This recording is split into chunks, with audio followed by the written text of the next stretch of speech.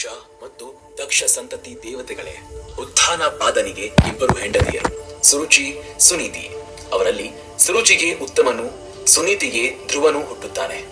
ಇವರಲ್ಲಿ ಧ್ರುವನು ಚಿಕ್ಕ ವಯಸ್ಸಿನಲ್ಲಿ ನಾರದರಿಂದ ಬೋಧಿಸಲ್ಪಟ್ಟ ಉಪದೇಶದಿಂದ ದೇವಾದಿ ದೇವನಾದ ಜನಾರ್ದನನನ್ನ ಆರಾಧಿಸಿ ಅವನ ದರ್ಶನ ಭಾಗ್ಯವನ್ನು ಪಡೆದುಕೊಳ್ಳುತ್ತಾನೆ. ಅದಾದ ನಂತರ ಬಹಳಷ್ಟು ಕಾಲ ಮಹಾರಾಜನಾಗಿ ತನ್ನ ಜವಾಬ್ದಾರಿಗಳನ್ನ ನಿರ್ವಹಿಸಿ ಅಂತ್ಯ ಕಾಲದಲ್ಲಿ ನಮೋ ಮಂಡಲದಲ್ಲಿ ಕಾಂತಿಯುತವಾದ ನಕ್ಷತ್ರವಾಗಿ ಉತ್ತಮ ಸ್ಥಾನದಲ್ಲಿ ನಿಲ್ಲುತ್ತಾನೆ. ಧ್ರುವನ ಮಗ ಸೃಷ್ಟ. ಇವನ ನಂತರ ಈ ವಂಶದಲ್ಲಿ ಪಾರಂಪರ್ಯವಾಗಿ ಪ್ರಾಚೀನ, ಪರಹಿ, ಉದಾರತಿ, ದಿವಂಜಯ, ರಿಪು, ಚಾಕ್ಷುಷ, ರುರು, ಅಂಗ, ವೇಣು ರಾಜ್ಯಭಾರ ಮಾಡುತ್ತಾನೆ. ಇವರಲ್ಲಿ ವೇಣು ನಾಸ್ತಿಕ, ಧರ್ಮಭ್ರಷ್ಟ, ದುರಹಂಕಾರಿ, ಮಹರ್ಷಿಗಳನ್ನ, ಪೂಜ್ಯರನ್ನ ಹೀನಾಯವಾಗಿ ಅವಮಾನಿಸುವವನು.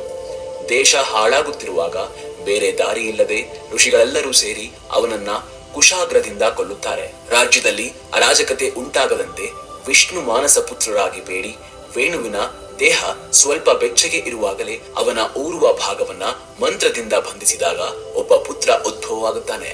ಅವನಿಗೆ ಕಪ್ಪೆಗಿಂತ ಬಹಳ ಚಿಕ್ಕವಾದ ದೇಹ ಇದ್ದಿದ್ದರಿಂದ ಅವನನ್ನ ನಿಷುದ್ಧ ಎಂದು ಕರೆಯುತ್ತಾರೆ. ಈ ಶಬ್ದದಿಂದ ಅವನ ಹೆಸರು ನಿಷಾದ ಎಂದು ಬದಲಾಗುತ್ತೆ. ನಂತರದ ಕಾಲದಲ್ಲಿ ಅವನು ಬೆಟ್ಟದ ಮೇಲೆ ಹೋಗಿಬಿಡುತ್ತಾನೆ. ಅನಂತರ ಮುನಿಗಳು ಎಲ್ಲರೂ ಸೇರಿ ತಮ್ಮ ತಪಶಕ್ತಿಯನ್ನ ವಿನಿಯೋಗಿಸಿ ಶ್ರೀಹರಿಯನ್ನ ಜಪಿಸುತ್ತಾ ಇದ್ದಾಗ ವೇಣುವಿನ ಬಲಗೈಯಿಂದ ಶ್ರೀಹರಿಯು ಮೃದುವಾಗಿ ಹುಟ್ಟಿ ಬರುತ್ತಾನೆ. ಅವನು ಪ್ರಜೆಗಳಿಗೆ ಸಂತೋಷವಾಗುವ ರೀತಿಯಲ್ಲಿ ಆಡಳಿತವನ್ನು ಮಾಡುವುದು ಅಲ್ಲದೆ ಅವರಿಗೋಸ್ಕರ ಪೃಥ್ವಿಯನ್ನ ಹಿಡಿದು ಅಪರೂಪವಾದ ವಸ್ತುಗಳನ್ನ ಹೊರಗೆ ತೆಗೆದು ಪ್ರಜೆಗಳನ್ನು ಐಶ್ವರ್ಯವಂತರನ್ನಾಗಿ ಮಾಡುತ್ತಾನೆ. ಪೃಥು ವಂಶಾನುಘಾತವಾಗಿ ಅಂತರ್ದಾನ, ಅವಿರ್ದಾನ, ಪ್ರಾಚೀನ ಪಾರ್ಹಿ ರಾಜನಾಗ್ತಾನೆ. ಪ್ರಾಚೀನ ಪಾರ್ಹಿ ಲವಣಯುಕ್ತ ಸಾಮುದ್ರಿಯನ್ನ ಮದುವೆಯಾಗಿ 10 ಪುತ್ರರಿಗೆ ತಂದೆಯಾಗುತ್ತಾನೆ. ಅವರೆಲ್ಲರೂ ರಾಜೇತರರು ಎನ್ನುವ ಹೆಸರಿನಿಂದ ಪ್ರಸಿದ್ಧಿ ಹೊಂದಿ ಧನುರ್ವಿಧಿಯಲ್ಲಿ ನಿಷ್ಣಾತರಾಗಿ ಜಗತ್ತಿನಲ್ಲಿ ಧರ್ಮಾನುದಾಹಿಗಳನ್ನ ತಯಾರು ಮಾಡುತ್ತಾರೆ. ಧರ್ಮಚರಣ ನಿರತರಾಗಿ ಪ್ರಜೆಗಳನ್ನ ಕಾಪಾಡಿದರು.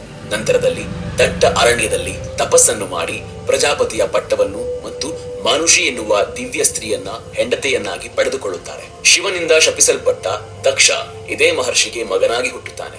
ನಂತರದಲ್ಲಿ ದಕ್ಷ 4 ರೀತಿಯಾದ ಮಾನಸ ಪುತ್ರರನ್ನು ಸೃಷ್ಟಿ ಮಾಡುತ್ತಾನೆ.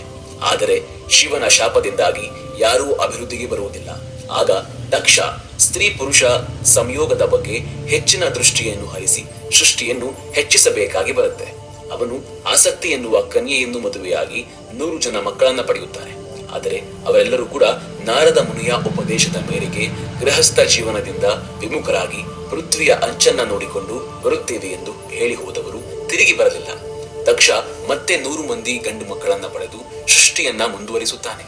ಅವರು ಶಬಲಾಶ್ವ ಎನ್ನುವ ಹೆಸರಿನಿಂದ ಪ್ರಸಿದ್ಧಿಯಾಗ್ತಾರೆ. ಆದರೆ ಅವರು ನಾರದನ ಬೋಧನೆಯನ್ನ ಕೇಳಿ ಸನ್ಯಾಸಿಗಳಾಗಿ ಬಿಡುತ್ತಾರೆ. ಈ ಸಾರ್ತಿ ದಕ್ಷ ಕೋಪವನ್ನ ತಾಳಲಾರದೆ ನಾರದ ಮೃತ್ಯ ಲೋಕದಲ್ಲಿ ಜನಿಸಬೇಕು ಎಂದು ಶಪಿಸುತ್ತಾನೆ. ಆದ್ದರಿಂದ ನಾರದ ಕಶ್ಯಪನ ಪುತ್ರನಾಗಿ ಹುಟ್ಟಬೇಕಾಗಿ ಬರುತ್ತೆ. ಈ ಬಾರಿ ದಕ್ಷ ಪ್ರಜಾಪತಿ ಅಸಗ್ನಿ ಎನ್ನುವ ಕನ್ಯೆಯಿಂದ 60 ಜನ ಅಂದವಾದ ಹೆಣ್ಣು ಮಕ್ಕಳನ್ನ ಪಡೆದು ಅವರಲ್ಲಿ ಇಬ್ಬರನ್ನ ಅಂಗೀರ ಮಹರ್ಷಿ, ಇಬ್ಬರನ್ನು ಕನ್ಯರನ್ನಾಗಿ, ಋತಾಶ್ವನಿಗೆ 10 ಮಂದಿಯನ್ನ ಧರ್ಮನಿಗೆ, 14 ಜನರನ್ನು ಕಶ್ಯಪನಿಗೆ, 28 ಮಕ್ಕಳನ್ನು ಚಂದ್ರನಿಗೆ ಕೊಟ್ಟು ಮದುವೆ ಮಾಡುತ್ತಾನೆ. ಇದಾದ ನಂತರ ದಕ್ಷ ಮನೋರಮೆ, ಭಾನುಮತಿ, ವಿಶಾಲ, ಬಹುದ ಎನ್ನುವ 4 ಕನ್ಯೆಯರನ್ನು ಅರಿಷ್ಟ ನೇಮಿಗೆ ಕೊಟ್ಟು ವಿವಾಹ ಮಾಡುತ್ತಾನೆ. ಧರ್ಮದ ಹೆಂಡತಿಯ ವಿಶ್ವೆಯ ಮೂಲಕ ವಿಶ್ವೇ ದೇವರುಗಳು, ಕಶ್ಯಪನ ಹೆಂಡತಿ ಸಾಧ್ವಿಯಿಂದ ಸಾಧ್ಯ ಗುಣದವರು ಜನ್ಮ ತಾಳ್ತಾರೆ. ಮರುದ್ವತಿಯಿಂದ ಮರುದ್ವಂತನು, ವಸುವಿನಿಂದ ಅಷ್ಟವಸುಗಳು ಜನ್ಮ ಪಡೆಯುತ್ತಾರೆ. ಭಾನುವಿಗೆ 12 ಭಾನುಗಳು, ಮುಹೂರ್ತಗಳಿಗೆ ಮುಹೂರ್ತನು ಹುಟ್ಟುತ್ತಾನೆ. ಲಂಬರಿಂದ ಘೋಷರು, ಯಾಮಿಯಿಂದ ನಾಗವೇದಿ ಹುಟ್ಟುತ್ತಾರೆ. ಧರ್ಮನ ಹೆಂಡತಿಯನ್ನ ಕೊನೆಯಾದವಳಾದ ಸಂಕಲ್ಪನಿಂದ ಸರ್ವಾತ್ಮನಾದಂತಹ ಸಂಕಲ್ಪನು ಜನ್ಮ ಪಡೆಯುತ್ತಾನೆ. ಸೋಮ, ಧರ, ಅನಿಲ, ಅನುಲ, ಪ್ರತ್ಯೂಷ, ಪ್ರಭಾಸ ಎಲ್ಲರೂ ಅಷ್ಟವಸುಗಳು. ಇವರಲ್ಲಿ ಮೂಲ ದೇವತೆಗಳಿಗೆ ವೇತುಂಡಿ, ಶ್ರಮ, ಶಾಂತ, ಧ್ವನಿ ಎಂಬ ಮಕ್ಕಳು ಹುಟ್ಟುತ್ತಾರೆ. ಕಾಲಪುರುಷನು ಧ್ರುವನ ಮಗನಾಗಿ ಹುಟ್ಟುತ್ತಾನೆ. ವರ್ಚ ಮಹರ್ಷಿ ಸೋಮಪುತ್ರ ದೇವರ ದಯೆಯಿಂದ ಮನುಷ್ಯ ವರ್ಚಸ್ಸನ್ನ ಪಡೆದುಕೊಳ್ಳಬಹುದು. ದರ ಎನ್ನುವ ವಸು ಕುಮುದಿನಿ ಎನ್ನುವ ಕನ್ಯೆಯಿಂದ ಧ್ರುವಿನ, ಹುತ, ಅವ್ಯಾಹ, ಶಿಶಿರ, ಪ್ರಾಣ, ರಮಣ ಎನ್ನುವ ಪುತ್ರರು ಹುಟ್ಟುತ್ತಾರೆ. ಅನಿಲನ ಹೆಂಡತಿಯ ಹೆಸರು ಶಿವ. ಅವನಿಗೆ ಪುಲೋಮಜ, ಅಭಿಜ್ಞಾಗತಿ ಎನ್ನುವ ಪುತ್ರರು ಹುಟ್ಟುತ್ತಾರೆ. ಅನಲ ಅಗ್ನಿಪುತ್ರನ ಹೆಸರು ಕುಮಾರ. ಇವನೇ ಕುಮಾರಸ್ವಾಮಿ. ಕೃತಿಕ್ತ ಪಾಲಿಸದಿದ್ದರಿಂದ ಕಾರ್ತಿಕೇಯ ಎನಿಸಿಕೊಳ್ಳುತ್ತಾನೆ. ಇವನ ನಂತರ ಶಾಖ, ವಿಶಾಖ, ನೈಗಮೇಯರು ಅನಿಲಿಗೆ ಹುಟ್ಟುತ್ತಾರೆ. ದೇವಲ ಮಹರ್ಷಿ ಪ್ರತೂಷ ವಸುವಿನ ಮಗ. ವಿಖ್ಯಾತನಾದ ದೇವಶಿಲ್ಪಿ ವಿಶ್ವಕರ್ಮ ಪ್ರಭಾಸನ ಮಗ. ಇವನಿಗೆ ಮಹಾಪರಾಕ್ರಮಶಾಲಿಗಳಾದ 4 ಮಕ್ಕಳು ಹುಟ್ಟಿಕೊಳ್ಳುತ್ತಾರೆ. ಅವರೇ ಅಜೇಯ ಕಪಾದ, ಅಹಿರ್ಬುದ್ಧಿ, ತ್ವಷ್ಟನ ಮಗನೇ ಮಹಾ ತಪಸ್ವಿಯಾದ ರುದ್ರ, ರುಧಿರನ ಮಕ್ಕಳಾದ ಹರ, ಬಹುರೂಪ, ತ್ರಿಯಂಬಕ, ಅಪರಾಜಿತ, ವೃಷಾಕಪಿ, ಶಂಭು, ಕಪರ್ದಿ, ರೇವತ, ಮೃಗವ್ಯಾಧ, ಶರ್ವ, ಕಪಾಲಿ ಎನ್ನುವವರು ಏಕಾದಶ ರುದ್ರರಾಗಿ ಶಿವಾಂಶ ಸಂಭೂತರಾಗಿ 3 ಲೋಕಗಳಿಗೂ ಅಧಿಪತಿಗಳಾಗುತ್ತಾರೆ. ಕಶ್ಯಪನ ಪತ್ನಿ ಅದಿತಿಯ ಮಕ್ಕಳಾದ ವಿಷ್ಣು, ಚಕ್ರ, ಆರ್ಯಮ, ಧಾತ, ತ್ವಷ್ಟ, ಪೂಷ, ವಿವಸ್ವನ, ಸವಿತ, ಮಿತ್ರ, ವರುಣ, ಅಂಶುಮಾನ್ ಎಲ್ಲರೂ ದ್ವಾದಕ ಆದಿತ್ಯರಾಗಿ ಲೋಕವನ್ನ ಬೆಳಗಿಸುತ್ತಾರೆ. ರೋಹಿಣಿ ಮುಂತಾದ 27 ನಕ್ಷತ್ರ ಕನ್ಯೆಯರನ್ನು ದಕ್ಷ ಚಂದ್ರನಿಗೆ ಕೊಟ್ಟು ಮದುವೆ ಮಾಡುತ್ತಾನೆ. ದ್ಯುತಿ ಹೊಟ್ಟೆಯಲ್ಲಿ ಹಿರಣ್ಯಾಕ್ಷ, ಹಿರಣ್ಯಕಶ್ಯಪು, ಸಂಹಿಕ ಎನ್ನುವ ಮಕ್ಕಳು ಹುಟ್ಟುತ್ತಾರೆ. ಸಂಹಿಕನ ಮದುವೆ ವಿಪ್ರಚಿತ್ತನಿಂದ ಜೊತೆ ಆಗತ್ತೆ. ಪ್ರಹ್ಲಾದ, ಸಂಪ್ರದ ಎನ್ನುವ ಪುತ್ರರು ಹುಟ್ಟಿ ಆಹ್ಲಾದರಾಗಿ ಪ್ರಸಿದ್ಧಿ ಪಡೆಯುತ್ತಾರೆ.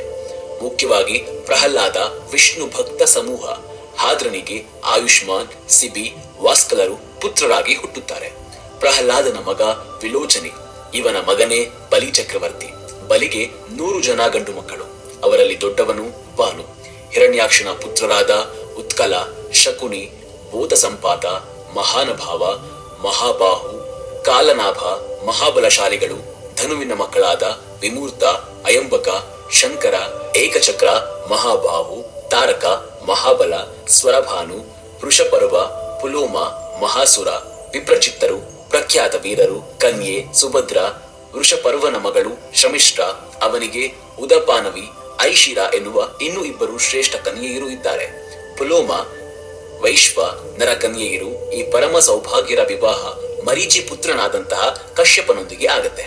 ಅವರಿಗೆ 60,000 ಶ್ರೇಷ್ಠ ದಾನವರು ಹುಟ್ಟುತ್ತಾರೆ. ವಿಪ್ರಚಿತ್ತಿ ಸಂಹಿಕರಿಗೆ ವೇಂಶ, ಶಲ್ಯ, ಬಲವಾನ್, ನಭೆ, ಮಹಾಬಲ, ವತಾಪಿ, ನಮುಚಿ, ಇಲ್ವಲ, ಕಸ್ತ್ರುಮಾನ್, ಅಂಜಿಕ ಎನ್ನುವ ನರಕ ಕಾಲಾನುಭಾವಿಗಳು ಹುಟ್ಟುತ್ತಾರೆ.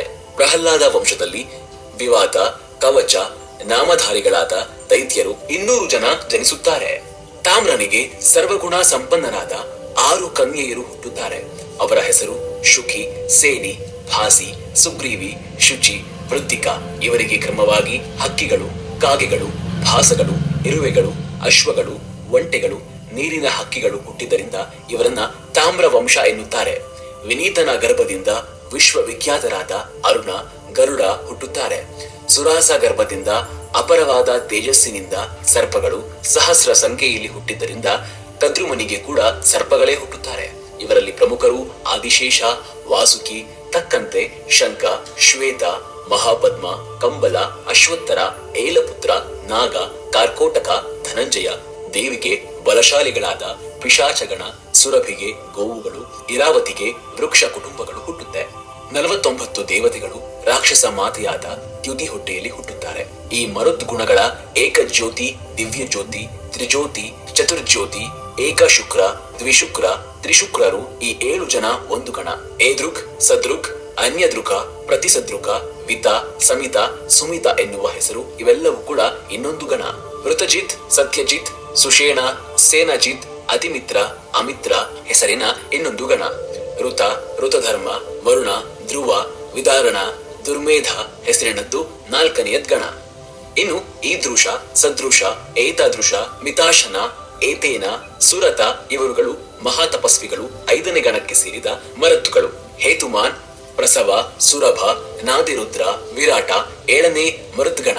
ಇವರನ್ನ ವಾಯುಗುಣಗಳು, ಸ್ಕಂದರು ಎಂದು ಕೂಡ ಕರೆಯುತ್ತಾರೆ. ಈ 49 ಮರತ್ತುಗಳು ವಿಷ್ಣು ರೂಪಗಳೇ. ಮನುವನ್ನು ಸೇರಿಸಿ ದೇವ ದಾನವರು, ರಾಜರು, ಸೂರ್ಯಾದಿ ಗ್ರಹಗಳು ಇವರನ್ನೇ ಪೂಜಿಸುತ್ತಾರೆ.